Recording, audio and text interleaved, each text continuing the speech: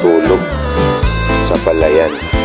At habang tulog, nag-aararo. Aba, matindi talaga ito na instinto ng taong ito. Ha, tingnan nyo, may payong pa. May payong, tapos naka-electric fan pa. Wow, ang sarap ng buhay, oh. Tingnan mo, aba, at kumakain pa. Habang nagtatrabaho, kumakain pa ng pakwan. Yan, no? Ano bang masasabi nyo rito, mga kabandilyo? Ito ba yung tinatawag na makabagong buwan tamad? Or tamad ba talaga ito? Kasi nagtatrabaho naman eh. Oh. Yan, no? Nakahiga nga lang. Pwedeng kumain, pwedeng matulog, pwedeng tulog pa habang nag-aaral.